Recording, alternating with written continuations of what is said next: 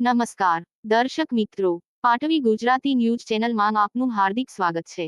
ડભોઈ તાલુકાના લિંગસ્થળી ગામે પ્રાથમિક શાળામાં શાળા પ્રવેશોત્સવ તથા નવીન શાળાના લોકાર્પણ અને કન્યા કેળવણી મહોત્સવ ધારાસભ્યશ્રીની ઉપસ્થિતિમાં ઉજવાયો હતો। શાળા પ્રવેશોત્સવ અને નવીન બનાવેલી 93 લાખ રૂપિયાના ખર્ચે શાળાનું લોકાર્પણ ધારાસભ્ય શ્રી શૈલેષભાઈ મહેતા હસ્તે કરવામાં આવ્યું હતું। ત્યારબાદ આંગણવાડી, બાલવાટિકા અને ધોરણ ઋણ 1 નામ મળીને કુલ 11 બાળકોને ધારાસભ્ય શ્રી તથા મહેમાનો દ્વારા શૈક્ષણિક કીટ આપી શાળા પ્રવેશ કરાવ્યો હતો। આ તબક્કે 5 જેટલા સ્માર્ટ વર્ગખંડોનું ધારાસભ્ય શ્રી શૈલેષભાઈ મહેતા હસ્તે ઉદ્ઘાટન કરવામાં આવ્યું હતું। ત્યારબાદ તેઓએ જણાવ્યું હતું કે સરકાર શ્રી દ્વારા અમલમાં મૂકવામાં આવેલ વિવિધ યોજનાઓની માહિતી આપવામાં આવી હતી। ખાનગી શાળાથી સરકારી શાળામાં વાલીઓ દ્વારા અભ્યાસ અર્થે મૂકવામાં આવે છે। બાળકોને સારો અભ્યાસ મળી રહે તે માટે આધુનિક વર્ગખંડ બનાવવામાં આવ્યા છે તેમજ રમતગમત માટેનું સુંદર મેદાન પણ બનાવવામાં આવ્યું છે। આ શાળામાં આશરે 180 જેટલા બાળકો અભ્યાસ કરી રહ્યા છે। ત્યારે આજે સારા પ્રોત્સવ પ્રસંગે અને લોકાર્પણ પ્રસંગે તમામને શુભેચ્છાઓ પાઠવી હતી।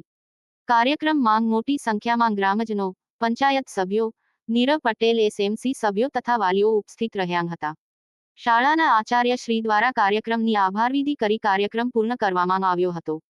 બાઇટ શૈલેષભાઈ મહેતા, ધારાસભ્ય ડભોઈ રિપોર્ટર બિલાલ બુરાવાલા।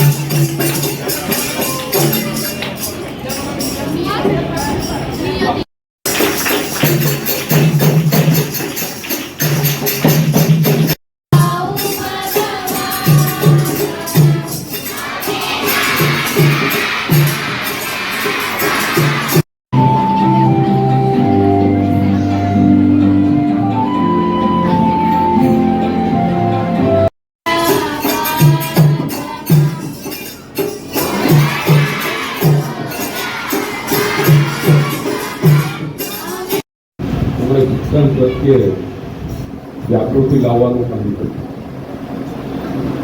ખાસ કરીને બેટી પઢાઓ બેટી પઢાઓ રાજ્ય સરકાર દ્વારા કન્યા કેળવણી અને શાળા પ્રવેશોત્સવ તારીખ 26, 27, 28 જૂનના રોજ રાખવામાં આવેલો અને આજે 28 તારીખે છેલ્લા દિવસે ડભોઈ તાલુકાના લિંગસ્થળી ગામે આ પ્રવેશોત્સવનો કાર્યક્રમ રાખવામાં આવ્યો। ગામમાં 2000ની વસ્તી છે। 180 જેટલા વિદ્યાર્થીઓ આ શાળામાં ભણે છે। ગયા વર્ષે 20 બાળકોએ પ્રવેશ લીધો હતો, અત્યારે પણ 11 જેટલા બાળકોએ નવો પ્રવેશ લીધો છે। હું આ તમામને શુભેચ્છા આપું છું, અભિનંદન આપું છું। હવે ધીરે ધીરે ટ્રેન્ડ બદલાઈ રહ્યો છે। ખાનગી શાળાઓમાંથી સરકારી શાળાઓ તરફ વાલીઓ પણ આકર્ષાઈ રહ્યા છે અને પોતાના બાળકોને સરકારી શાળાઓમાં અભ્યાસ અર્થે મૂકી રહ્યા છે। શાળાના શૈક્ષણિક સંકુલો પણ આધુનિક બનાવવામાં આવે છે અને આજે લિંગસ્થળીમાં નવા શૈક્ષણિક સંકુલનું પણ ઉદ્ઘાટન કરવામાં આવ્યું છે। 93 લાખ રૂપિયાના ખર્ચે અહીંયા શૈક્ષણિક સંકુલ ઊભું થયું છે। 8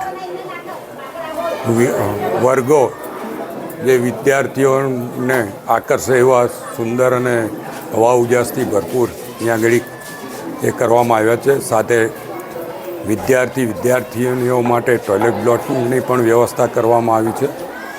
વિદ્યાર્થીઓ રમી શકે એટલે રમતગમતના ગ્રાઉન્ડની જગ્યા પણ અહીંયા છોડવામાં આવી છે અને શિક્ષકો પણ અહીંયા સારી રીતે શિક્ષણ આપી રહ્યા છે। ગામના લોકોને પણ એમનાથી સંતોષ છે।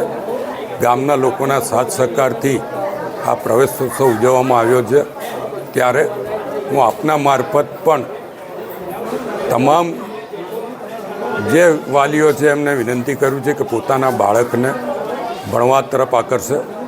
સરકાર તરફથી આ વખતે 33,000 કરોડ કરતાં વધારેનું બજેટ ગુજરાતમાં શિક્ષણ પાછળ ફાળવવામાં આવ્યું છે। શૈક્ષણિક સંકુલો પણ આધુનિક બની રહ્યા છે, બાલવાડીઓ પણ આધુનિક બની રહી છે અને વિદ્યાર્થીઓને જે શિક્ષણ આપવામાં આવે છે એમાં પણ બદલાવ આવ્યો છે.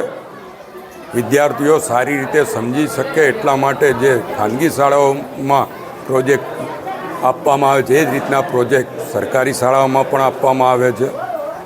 સરકારી શાળાના શિક્ષકો પણ અપડેટ થાય છે, સાથે જ સ્માર્ટ ક્લાસીસની વ્યવસ્થાઓ પણ હવે પ્રાથમિક સરકારી શાળાઓમાં કરવામાં આવી રહી છે. સરકાર તરફથી એના માટે પણ આગવું આયોજન કરવામાં આવ્યું છે. અહીંયા આગળ ટૂંક સમયમાં બાલવાડીનું પણ નવીનીકરણ થવાનું છે. જે જૂની બાલવાડી છે એની જગ્યાએ નવી બાલવાડી પણ થવાની છે. લગભગ 14 લાખના ખર્ચે બાલવાડી અહીંયા ઊભી થશે. એટલે આ ડભોઈ તાલુકાનું છેવાડાના ગામ કહેવાય એમાં પણ ખૂબ જ સુંદર વ્યવસ્થાઓ સરકાર તરફથી કરવામાં આવી રહી છે. હું આ પ્રસંગે સરકાર વતી જે કંઈ બાળકોએ પ્રવેશ લીધો છે એમના વાલીઓને પણ શુભેચ્છા આપું છું, અભિનંદન આપું છું અને એમના બાળકોનું ભવિષ્ય આ શાળાઓમાં સુરક્ષિત રહેશે એવી ખાતરી આપું છું.